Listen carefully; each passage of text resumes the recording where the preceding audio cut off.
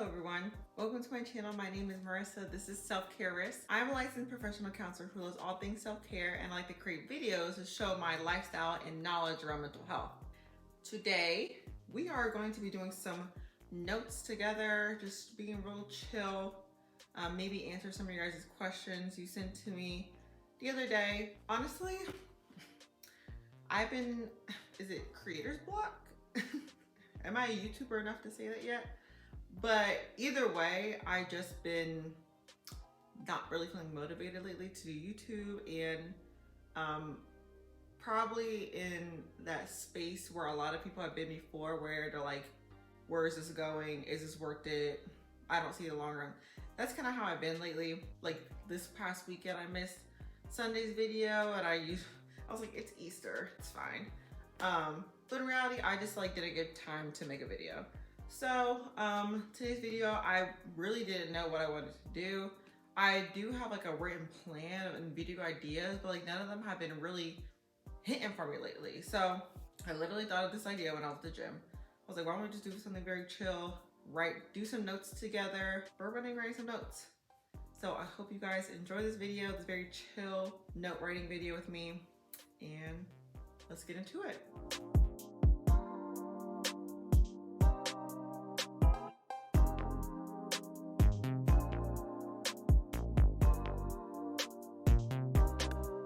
Okay, so I only have 5 notes to do.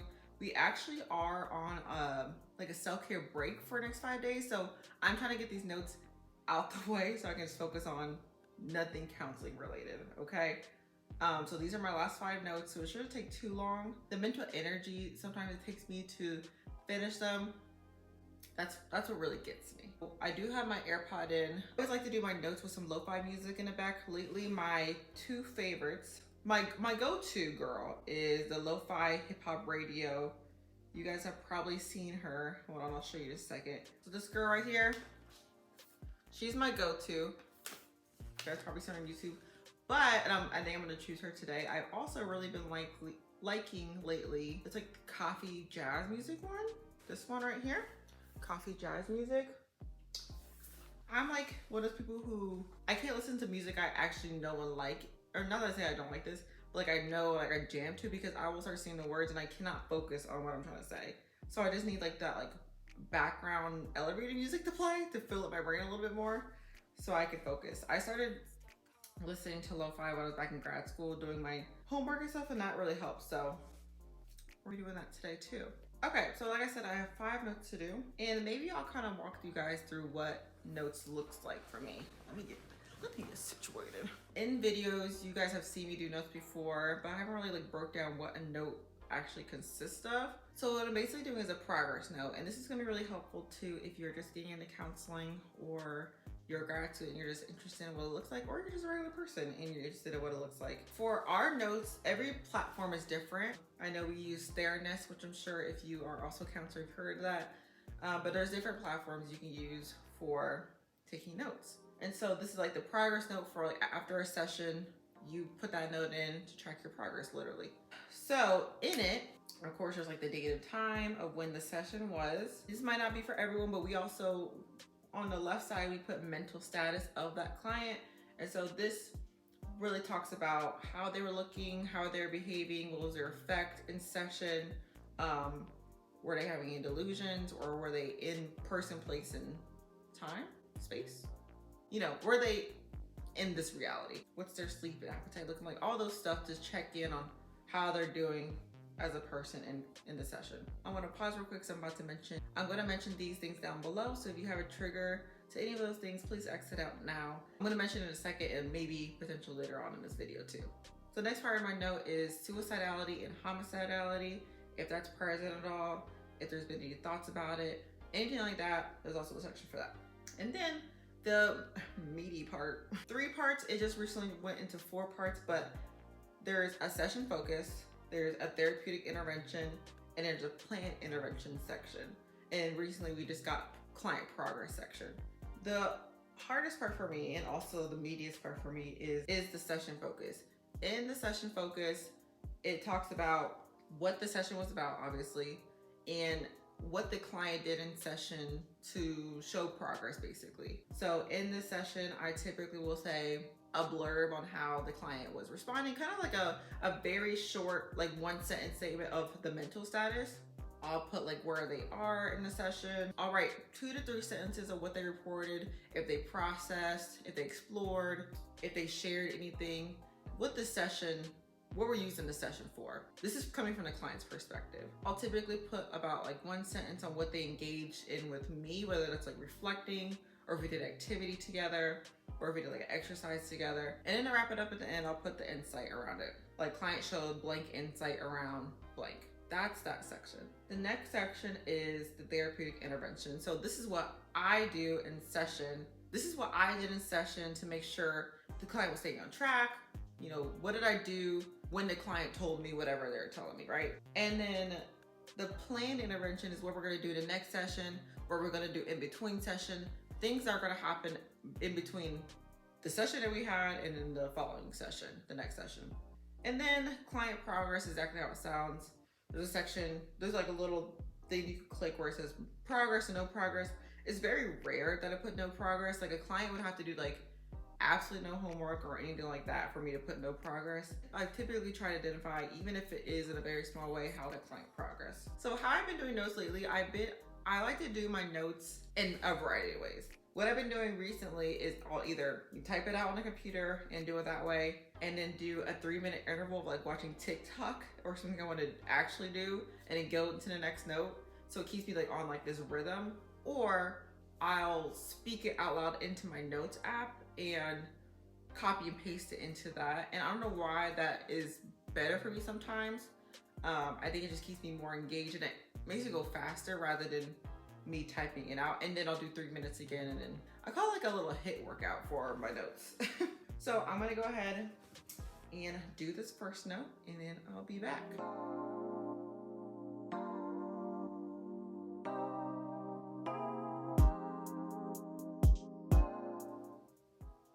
Okay, now I just saved the note, just got done writing all of it.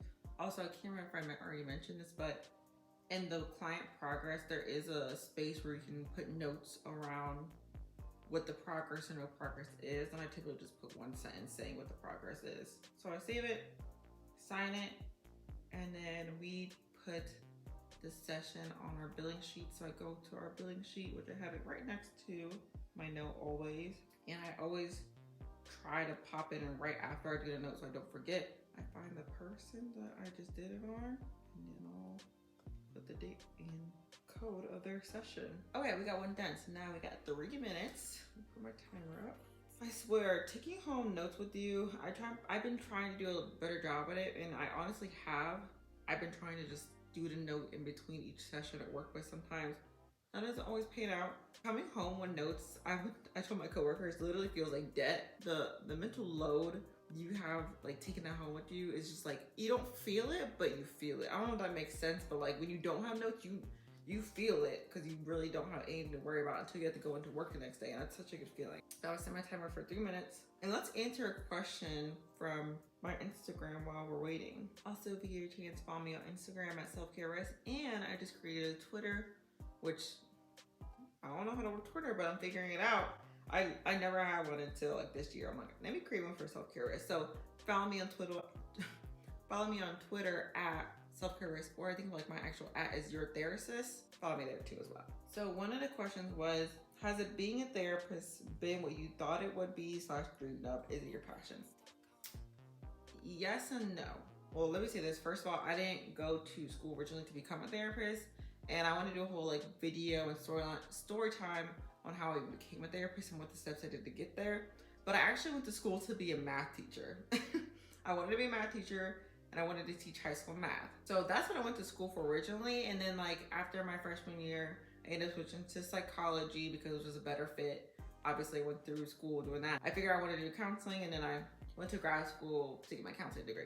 Just starting there, it's not what I thought it would be, because when I first realized I wanted to do counseling, I will say it was the same as what I thought it was. When what I knew about therapy was like you would get in with someone and you would talk about the deep stuff and the hard stuff, and I wanted to do that from the jump. Right when I figured out I wanted to be a counselor. The thing is, there are so many ways you can do, like that you can counsel, like that you can provide therapy for people, like through being a social worker. Oh, that's my 3 minutes. Being a social worker, being a psychologist, being a psychiatrist, being a counselor, all these ways. And I had one figured that out, which it was I didn't have a lot of information on. I did literally have to do my own research.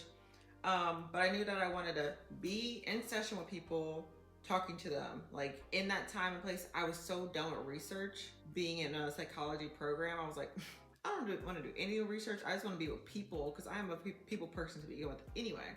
So I did know that. And so that's what I dreamed of, right? So that part checked off. When I first knew I wanted to become a counselor, I wanted to do like the heavy stuff. Like I wanted to talk about, again, another trigger warning, talking about some heavy topics here. I wanted to talk about sexual assault. I wanted to talk about heavy trauma.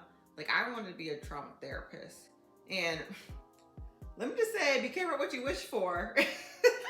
I'm not a trauma trained counselor yet. I don't know if I'm gonna be, but I'm not taking trainings around it. No, that's a lie. I did EMDR training, and of course, like we learn and stuff like through I practice too. It's not like I just like don't know what I'm doing.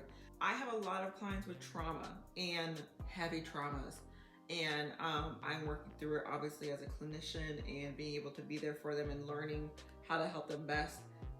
But it was not what I thought it would be. I think it's because like you see on TV shows, like it's like, oh my gosh, like they're doing all the hard stuff. And I think that I thought it was gonna be really stimulating for my brain and really like holding on to like that intellectual piece that I love. And it definitely is, but you don't know until you're in it what it's really like. And it's not that like it just takes a toll on you all the time. I think it takes a toll on me without me even realizing, because there's a lot of times where I'm like, oh, I'm able to leave that where it was. But then there's like times recently, especially where I'm like, oh, I'm about to have an anxiety attack because I have to perform at this level for this person who has major trauma. And so that's what I've been struggling with a lot recently. That's one thing that I didn't really recognize about counseling, and I don't think that you would unless you were to be in it. For the passion question, I feel like yes and no.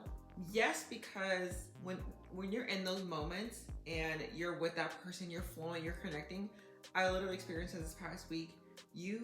This sounds so cliche and so like Disney, but like you literally like, you know, people are like, when I see you, I lose track of time.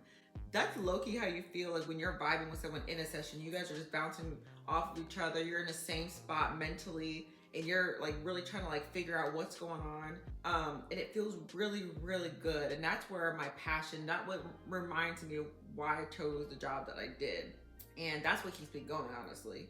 And on top of that, I really love my coworkers. They make my job like even better. And so that's another thing, because like that, like people talk about like how much your supervisors or your coworkers will impact your job environment, and they really, really do, because you cannot thrive in a space where, you know, your coworkers and supervisors aren't allowing you to. And I definitely have that space, which I'm so grateful for. I'm a person who always likes to learn. I think I'm gonna be a forever student. And so when I get into those spaces where I have the opportunity to learn and teach or something like that, that's what I also like about counseling and the job around counseling. So whether that's with my coworkers or with my own clients, I love that piece. And I like to hear them say like, wow, like look at all the progress that I did, or look at how far I've come. Like that feels so rewarding to be able to hear that. Now for the part that's not the passion, which I'm sure every clinician has felt this, or maybe they haven't, I don't know. Where the passion lacks is all the stuff around it, especially things like my notes and making CPS calls or anything like legal related. That's where I'm like, that's a dark side of counseling that I don't feel like is addressed enough. I feel like if I were to go back in grad school, people were to emphasize that piece more to me rather than just talk about like the downfalls of like client stuff, how to handle things like that and how to make those calls and how to address your feelings and process things around that, because like that stuff I loathe. Oh my God, I just like don't want anything to do with it. Please, like I don't want to tell the parent that I just called CPS on them. I don't want to go through any like legal thing, and thank God I never really had to in a deep way. But that stuff I just like, that's the part I don't like about counseling, and I don't think that's ever going to change. So that's the thing I did not really acknowledge or know how deep it was when I first wanted to become a counselor. Okay, enough talking. That was way over my 30-minute limit. I'm gonna get back into this next note.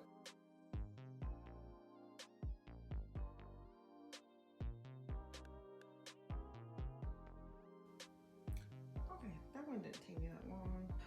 Okay, let's do another question for my break. Let's see if we can keep it under 3 minutes. Also, I'm trying to get this done before 4 o'clock because I have to go to volleyball and it's 5:36. We'll see if I can get these done. So this person asked, what are good distractions or ways to deal with anxiety? I'm in my head a lot. You and me, sis. You and me. So obviously take these with a grain of salt because I don't know your whole anxiety history, and no one knows you better than you, and maybe a clinician or like a mental health therapist if you go to one. Ways I distract myself from anxiety. Recently did a video, a little small blurb on anxiety. Please go check it out. I'll link it wherever it goes. What I learned from anxiety is there's 2 types of coping skills, right? There's ones that serve as distractions when you need some like immediate relief from that thing, and there's ones that you do to prevent yourself feeling anxiety. The ones that are for the distraction ones, we call them the intervention coping skills. And that could be things like, I mean, even things like getting on TikTok. You probably heard a lot of things like with your senses. So identifying like the 5 things you can see, 4 things you can hear, and you go down the rest of the senses down to 1. Or you identify things in your room and you talk out loud. You want to do things that really engage yourself being present, because what anxiety does is takes you into the future a lot of times, or the past, but definitely into the future. You start thinking the what ifs and the worst case scenarios and things like that. And so that's when we start getting in our head, as you're describing, is because we start to overthink and ruminate on those things. Bringing us back to present and identifying the things that we can control in the now is what we really want to do with anxiety. And that's what I try to do too when I feel anxious. Some things that have been working for me recently is saying things as you do them. I forget which theory that is. I'm gonna say that's ACT therapy. Or if my fellow therapists are watching this and that's wrong, please correct me. But I remember learning this in grad school, and it's like literally like you say things as you're doing them. It's, you know, I'm picking up my phone, I'm putting my passcode in, I'm gonna close my computer now, I'm gonna pick up my water, I'm about to drink my water, the water, you know, feels cold. Like that makes you, 3 minutes is up, that makes you feel really present with the things going on around you. The other stuff, which is a little bit different than what you're talking about with distractions, and I wanna say this too, is distractions are good. I mean, that's what coping skills are. They allow you to get to that moment, but remember that they're temporary and they're not fixes, right? Because when we leave stuff as distractions and we don't get to the root of what's going on, that's called avoidance. That's called suppression. It just continues to sit there, right? And so if you are continuously feeling like you have to distract yourself, maybe explore what the deeper thing is rather than continue. I mean, of course, keep doing the things to help you get to those moments, but I'm sure there's something going on where there's a pattern or a theme about something that's making you feel like you have to distract yourself through it, if that makes sense. The other side is the preventative ones. So that could be things like working out is like a big preventative thing of anxiety or depression, because it levels our mood or boosts our mood. It makes us feel a little bit more regulated. Make sure you're getting good enough sleep that regulates us. So things that I'm trying to figure out how to explain. I feel like when I was reading about it in this, actually it was an anxiety workbook for teens, which made a lot of sense. Think about like brushing your teeth. You don't wait until your teeth, I mean, you might, which is not the best idea. You don't wait until your teeth get rotting until you start brushing them, right? You have to brush them every single day. I think I sent this in another video. You have to brush them every single day to make sure they stay up to par, right? Same thing with anxiety. You don't just want to do those distraction, intervention, coping skills to get through it. You want to do something that's going to level yourself out throughout the week or throughout the month to make sure you stay at a stable level. You don't want to wait until like it gets really bad and then you're like trying to put everything together. I hope I answered your question in that. Yeah, journaling is a really good one too that helps you process. I know not everyone's a fan of journaling, but it really helps you be in the present as well. So I hope that answered your question. Okay, let's get into the third one. This means we're almost halfway done after this one. I think we can do it.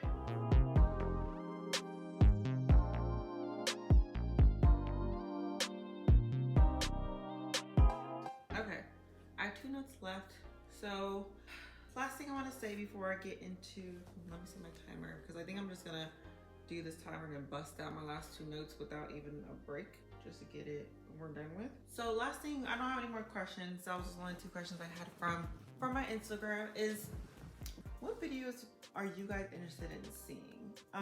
Like I said earlier, I feel like I do have creator's block, or if you're also a fellow YouTuber, what advice do you have for someone who is in the beginning stages of becoming a YouTuber? Because I think it is hard sometimes trying to figure out or stay the course of what being a YouTuber should look like. And so I'm open to any feedback and comments like that, or how to stay motivated. But for you guys, people who are watchers, yeah, what things do you guys want to see? Are there other videos I've done before that you guys want to see more series of, or another video on, or any other ideas of what you would want to see from me, or like any more education videos? I do have a ton of like videos right now, but for some reason I am not in the mental space to create them. But maybe something will change. Maybe I'll get like a little kick. I do want to create some videos since I do have this potentially get ahead on some, so I'm not waiting, last minute to create them. I'll just have them ready to go. Also, thinking about this, how do you guys feel about me going once a week? I know that I don't have a ton of subscribers to begin with right now, but I'm wondering if I'm pushing myself too hard with going with 2 times a week. A good thing is volleyball ends in a couple weeks, and so I'm trying to figure out how I want to, this sounds like kind of bad thinking about it right now, but how I want to fill up that time. It sounds bad just because I'm always looking for the next thing, and that's on anxiety. But anyways, yeah, I'll have more time to do some things, whether it's YouTube related, or I was thinking about getting like maybe a second job to have some extra cash. So we'll see how we use that time. So which, if I do the second option, I might go down to once a week, but I'm trying to tell myself that it's okay to change plans, it's okay to change course, and it's not gonna be, all go to waste, like we'll make it work. But I'm trying to figure out ways how to be more involved and more in tune with posting on social media and YouTube and all that. So, ooh, right on time, finished my alarm. Okay guys, I'm gonna stop the video there. I hope you guys really enjoyed this video and got to see what it was like creating some notes and just chilling right with me. But yeah, thank you guys so much for watching my videos and keeping up on all the stuff that I create. I appreciate it so much. And I will hopefully see you guys in Sunday's video, which I don't know what I'm doing yet. We'll see. We will see. So thanks guys, thanks for watching, and I'll see you in my next one. Bye.